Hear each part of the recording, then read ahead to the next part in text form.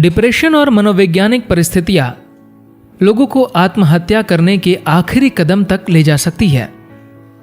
यहां सद्गुरु आत्महत्या के कारणों की चर्चा करते हुए समझा रहे हैं कि कैसे बाहरी परिस्थितियों के बावजूद योग व्यक्ति को स्वयं ही आनंदपूर्ण रहने में मदद कर सकता है। सद्गुरु कहते हैं, हर साल दुनिया में 8 लाख लोग आत्महत्या कर रहे हैं। यह हत्याओं और युद्ध के कारण मरने वाले लोगों की कुल संख्या से भी ज्यादा है। इसका मतलब है कि हर 40 सेकंड में एक व्यक्ति अपनी जान ले रहा है।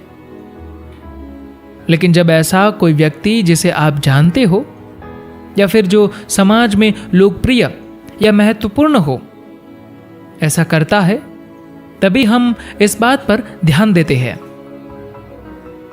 आत्महत्या के विचार आने के क्या कारण है? कोई मनुष्य अपना ही जीवन क्यों खत्म कर देता है? कुछ लोग अपने जीवन की परिस्थितियों के कारण आत्महत्या कर सकते हैं, पर ज्यादातर लोग अपनी मानसिक परिस्थितियों के कारण आत्महत्या करते हैं।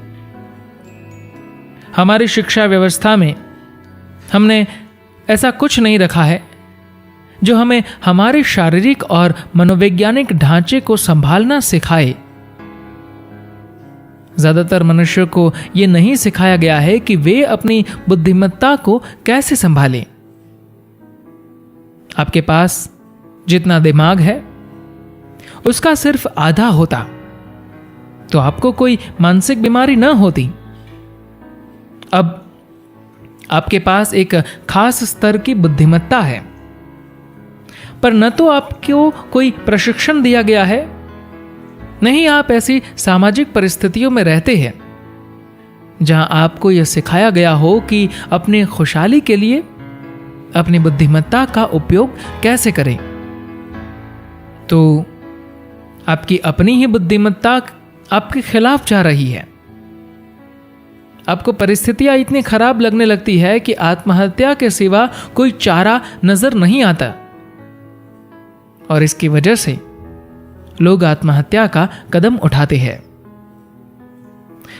इसको आसानी से रोका जा सकता है अगर कोई सही व्यवस्था हो जिसमें बचपन से ही सबको कुछ खास प्रक्रियाएं सिखाई जाए जिससे वे अपने स्वभाव से ही शांतिपूर्ण हो और उनके जीवन के अनुभव स्वाभाविक रूप से सुखद हो।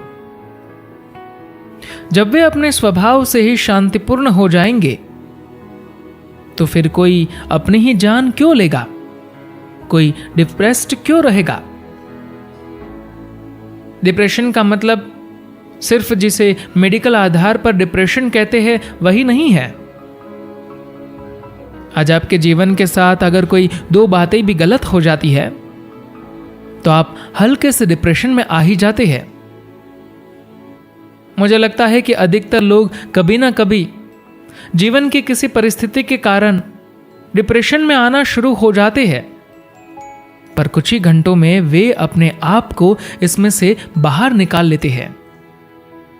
वे किसी तरह की प्रेरणा का उपयोग करते हैं, जैसे किसी के लिए उनका प्रेम, राष्ट्र या और कुछ भी जो उनके जीवन में उनके लिए कुछ महत्व रखता है, और वे इससे बाहर आ जाते हैं।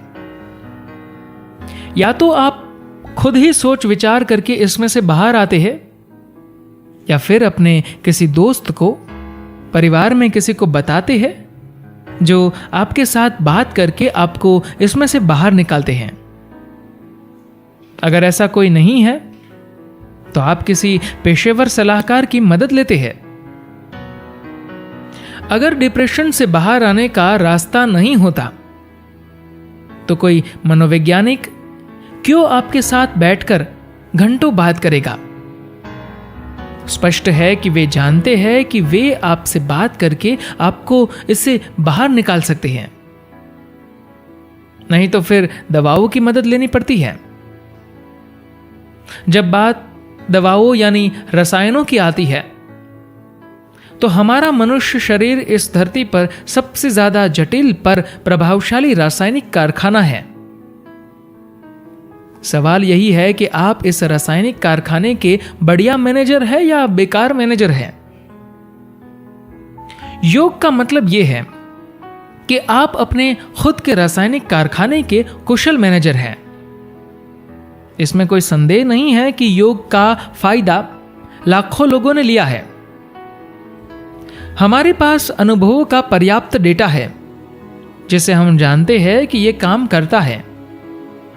अब तो खून के परीक्षण भी किए जा रहे हैं और हम साफ तौर पर देख रहे हैं कि आनुवंशिक समस्याएं भी योग क्रियाओं से ठीक हो रही है। ये सही तौर से हमें बता रहा है कि योगिक क्रियाएं करके आप न केवल मनोवैज्ञानिक बीमारियों को होने से रोक सकते हैं, बल्कि अगर इन क्रियाओं को सही ढंग से करें तो बीमार लोग भी अपनी बीमारी में से बाहर आ सकते हैं।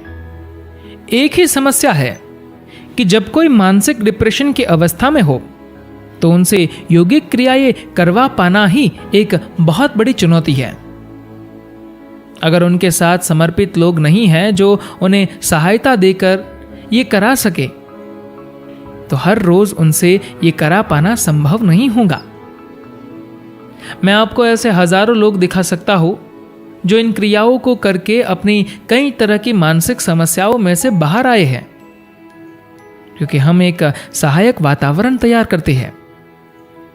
यह हर घर में कर पाना संभव नहीं हो सकता। सवाल इसको करने का है। हालांकि कुछ ऐसे रोगों के मामले भी होते हैं जो बहुत मुश्किल होते हैं। हमने कुछ ऐसे मामले भी देखे हैं और उन लोगों की दवाइयों की मात्रा में महत्वपूर्ण गिरावट लाई है। धन्यवाद।